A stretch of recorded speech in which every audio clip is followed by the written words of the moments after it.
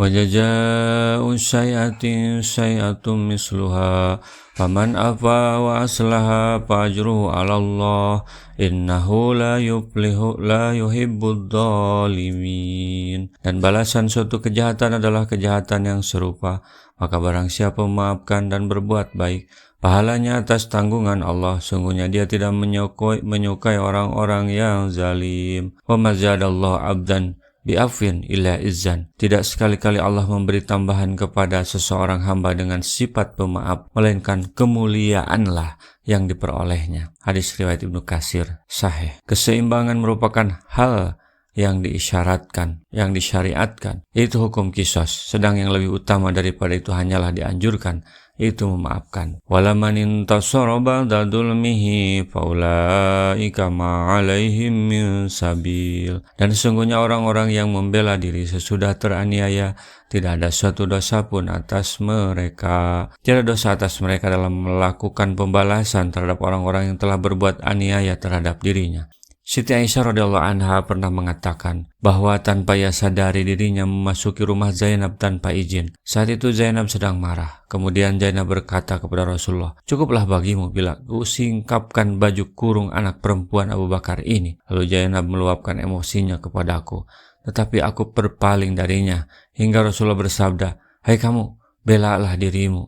Akhirnya aku hadapi Zainab hingga kulihat dia terbungkam, tidak dapat menjawab sepatah kata pun terhadapku, dan saat itu kulihat wajah Nabi cerah. Hadis riwayat Nasyai dan Ibnu Majah. Rasulullah pernah bersabda, "Man da'a ala man dzalamahu faqad intasara."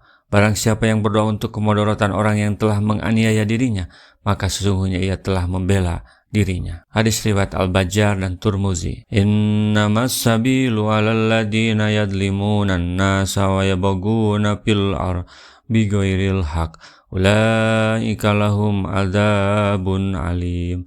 Sesungguhnya dosa itu atas orang-orang yang berbuat zalim kepada manusia dan melampaui batas di muka bumi tanpa hak. Mereka itu mendapat azab yang pedih. Dosa itu bagi mereka yang memulai perbuatan aniaya terhadap orang lain. Al-mustabanu maqala fa'alal badi'i malam ya'tadil ma'dlum. Kedua orang yang saling mencaci menurut apa yang dikatakannya oleh masing-masing, sedangkan dosanya ditanggung oleh pihak yang memulainya selama pihak yang teraniaya tidak melampaui batas. Hadis riwayat Ibnu Katsir. Setelah mencela perbuatan aniaya dan para pelakunya serta ditetapkannya hukum qisas, lalu Allah menyerukan kepada hamba-hambanya untuk memaaf dan mengampuni kesalahan orang lain. Walaman sabara wa ghafara inna dzalika lamin azmil umur. Tetapi orang yang bersabar dan memaafkan, sesungguhnya perbuatan yang demikian itu termasuk hal-hal yang diutamakan.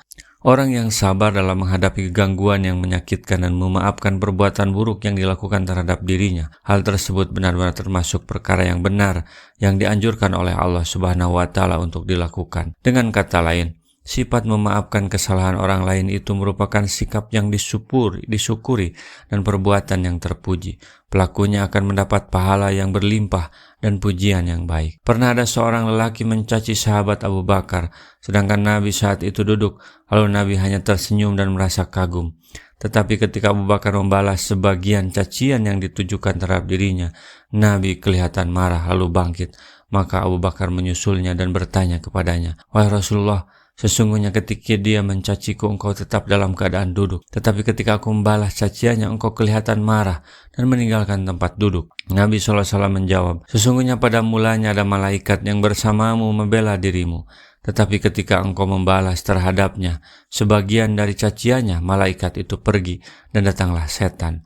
Maka aku tidak mau duduk bersama setan." Kemudian beliau bersabda pula, "Hai Abu Bakar, ada 3 perkara yang semuanya benar, yaitu tidak sekali-kali seseorang hamba dianiaya dengan suatu penganiayaan, lalu ia menahan dirinya karena Allah, melainkan Allah akan memuliakannya dan menolongnya.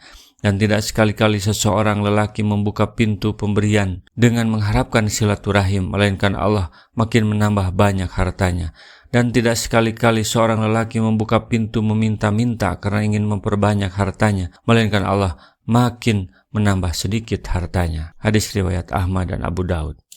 Rasulullah SAW bersabda, "Balighu anni walau ayatan." Sampaikan dariku meskipun 1 ayat. Mari kita sebarkan jalan kebahagiaan dengan like, share, dan subscribe channel ini.